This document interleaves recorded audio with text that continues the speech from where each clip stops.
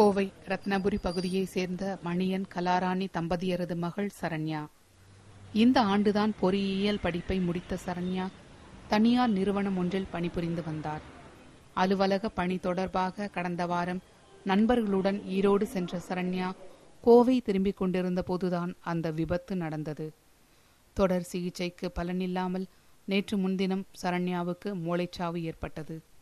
வாழும்போதே தன்னார்வ தொண்டு அமைப்புகளுக்கு உதவுவது, இரத்த தானம் என சரண்யாவின் சேவை மனப்பான்மை பல பேருக்கு பயனளித்திருக்கிறது. இதனால் அவரது கண், ஈரல் உள்ளிட்ட உடல் உறுப்புகளை தானமாக தர முன்வந்தனர் அவரது பெற்றோர். நிறைய பேர் உடல் உறுப்புகள் இழந்து கஷ்டப்பட்டு இருக்காங்க. அதனால என்னுடைய பெண் மரணம் அடைஞ்சிட்டா. சரி, இந்த உடல் உறுப்பு வந்து மற்றவங்களுக்கு உபயோகப்படுத்தணுங்கிற ஒரே காரணத்துக்காக நிறைய பேர் பாதிக்கப்பட்டு, சரி இந்த மண்ணுக்குள்ளே போட்டு புதைக்க வேண்டாம், இது கொடுத்தா ஒரு 7 பேர் உயிர் பிழைப்பாங்க, அந்த காரணத்துக்காக நானும் என்னுடைய மனைவி முடிவுன்னு உடல் உறுப்பை தானம் பண்ணியிருக்கிறேன்.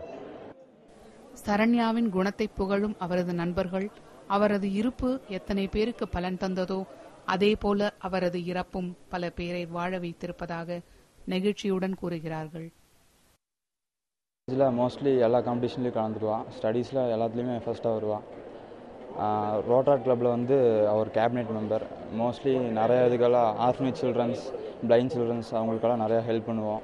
அதில் அவன் முன்னாடி நின்று அவள் தான் பண்ணுவான். எல்லாத்துலேயுமே முன்னாடி இருப்பான். பிளேஸ்மெண்ட்லேயும் அவன் ஃப்ரெண்ட்ஸ் நிறைய பேர் சொல்லியிருக்காங்க, நிறையா ஹெல்ப் பண்ணியிருக்கா எல்லாத்துக்கும். இப்போது அவர் டீச்சிங்கில் இன்ட்ரெஸ்ட் இருந்தங்காட்டி இந்த ஃபீல்டு வேணும் அப்படின்னு சொல்லிட்டு டெம்பரவரியாக அந்த ஜாப் போன இடத்துல போய் ஆச்சு. நிறைய விஷயங்கள் அவங்க வந்து செஞ்சுருக்காங்க. இப்போ உடலுறுப்பு தானம் மாதிரி ரத்த தான அமைப்பு முகாம்கள்லாம் நடத்தியிருக்காங்க. அவங்க காலேஜ் வந்து பார்த்திங்கன்னா இன்ஃபோ காலேஜ்னு சொல்லுவாங்க. அந்த கிளப்பு வந்து பார்த்திங்கன்னா ரொம்ப அதிக சேவை வந்து பண்ணதுக்காக வந்து டிஸ்ட்ரிக்ட்லேருந்து நிறைய அவார்ட்ஸ் வாங்கியிருக்காங்க இவங்க மூலிமா, இவங்க செஞ்ச சேவைக்காக. சிறுநீரகம், இதயம், ஈரல், கண்களை தானமாக எதிர்பார்த்து எத்தனையோ பேர் நோயின் அவதியுடன் காத்திருக்கிறார்கள். அவர்களில் 7 பேருக்கு உடல் உறுப்பு மாற்றப்பட சரண்யா ஒரு காரணமாக இருந்திருக்கிறார். இதுபோல ஒவ்வொருவரும் இறப்புக்கு பின் உறுப்பு தானம் செய்ய முன்வர வேண்டும் என்பது சமூக ஆர்வலர்களின் கருத்தாக இருக்கிறது.